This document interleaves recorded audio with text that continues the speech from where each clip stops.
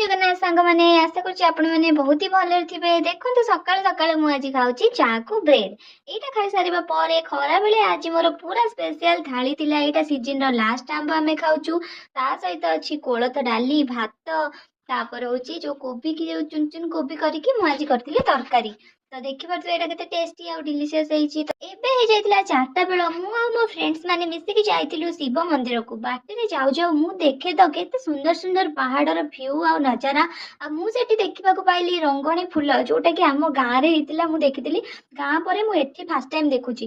ତ ଆମେ ସେ ମନ୍ଦିର ଗଲୁ, ଦର୍ଶନ ସାରିକି ଘରକୁ ଫେରିଲୁ। ଘରକୁ ଫେରିକି ଆସିକି ମୁଁ ଏଠି 2ଟା ପିଜୁଳିକୁ କଟ୍ କରି କାଟିକି ନେଇଗଲି। ତାପରେ ତାକୁ ଟିକେ ଲଙ୍କା ଗୁଣ୍ଡ ଆଉ ଲୁଣ ଲଗେଇକି ତାକୁ ଖାଇଦେଲି। ଖାଇସାରିଲା ପରେ ମୁଁ ରାତିର ପ୍ରିପାରେସନ କରିଦେଲି। ରାତିରେ ଆଜି ଥିଲା ମହାରାଷ୍ଟ୍ର ସ୍ପେଶିଆଲ ଭାକ ରୋଟିକୁ ମିର୍ଚିର ତରକାରୀ। ମିର୍ଚି ମାନେ ଯୋଉ ବଡ ବଡ ଲଙ୍କା ମିଳେ, ତାକୁ ଏମାନେ ତରକାରୀ କରି ଖାଆନ୍ତି। ରାତିରେ ଟିକେ ଲାଗିଥିଲା ଭୋକ, ଆମେ ଖାଇଥିଲୁ କୁରକୁରେ। ରହୁଛି ନା।